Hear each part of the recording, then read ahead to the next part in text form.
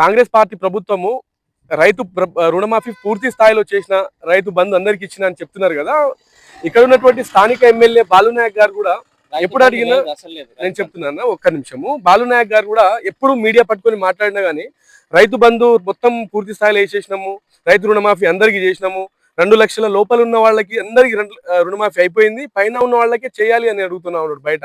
మరి ఆయన చెప్పేది అబద్ధం అంటారా, మీరు చెప్పేది అబద్ధం అంటారా? మాకు 1,50,000 క్రాప్ లోన్ ఉంటే మాకు సగం అయింది, సగం కాలే. 1,50,000 సగం అయింది, సగం కాలే. అయితే మొత్తమే కావాలి కదా, సగం ఎందుకు అయింది, సగం ఎందుకు కాలే? సగం అయింది, సగం కాలే. రైతు బంధు పడ్డదా మరి? రూపాయి కూడా వాళ్ళే మాకు. అరే టిక్కు టిక్ అని అందరికి. నాకున్నది 1 ఎకరం, నా భార్య పేరు మీద ఎకరం ఉంది, మాకేం ఎకరాలు ఎక్కువ. ఒక్క మాటనే, రేవంత్ రెడ్డి గారి పరిపాలన బాగుందా, కేసీఆర్ గారి పరిపాలన బాగుందా? నిజం ఒప్పుకొని చెప్పు.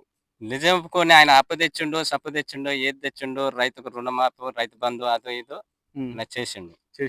ఈయన వచ్చిండు, ఇది చేస్తా అది చేస్తా పథకాలు అన్నాడు. మీరు వరి పొలాలు ఎక్కువ పండిస్తారు కదా, వరి పొలం ఇక్కడనే ఉంది. బోనస్ కూడా మళ్ళీ మాకు వరి పొలానికి బోనస్ ఇస్తా అన్నాడు కదా. బోనస్ కూడా వేయలే. బోనస్ కూడా వేయలే. మాకేమైనా 2,320 రూపాయల క్వింటల్ లెక్కన ఆ ఓట్ల పైసలే పడ్డాయి. మరి మన బాలనాయక్ గారేమో అన్ని చేసినాము, అంతా అయిపోయింది, మేము మొత్తం చేసేసినాము. 68 క్వింటాల ఒడ్లు పోసిన, 68 క్వింటాలకు నాకేమైనా ఈ ఒడ్ల పైసలే పడ్డాయి కానీ బోనస్ అయితే పడలే. కౌలు రైతు పేరు మీద 34 క్వింటాలు పోసిన, నా భార్య పేరు మీద 32 క్వింటాలు పోసిన, 68 క్వింటాలకు నాకు బోనస్ పడలే.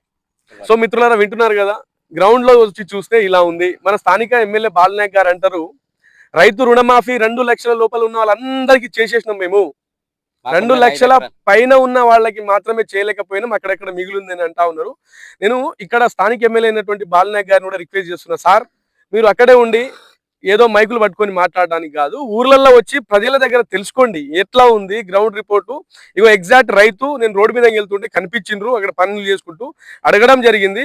గ్రౌండ్ లో వచ్చేసరికి నియోజకవర్గంలో ఉన్న ప్రజలారా, ఇగో ఇలా ఉంది కాంగ్రెస్ పార్టీ 6 గ్యారెంటీల పాలన. ఇప్పటికైనా అర్థం చేసుకుంటే రాబోయే రోజుల్లో ఎవరికి ఓటు వేయాలి, ఎవరికి వేయొద్దు అనేది మీకు కూడా ఒక క్లారిటీ వస్తుందని ఈ సందర్భంగా తెలియజేసుకుంటూ సెలవు తీసుకుంటా. థ్యాంక్ యూ అన్న.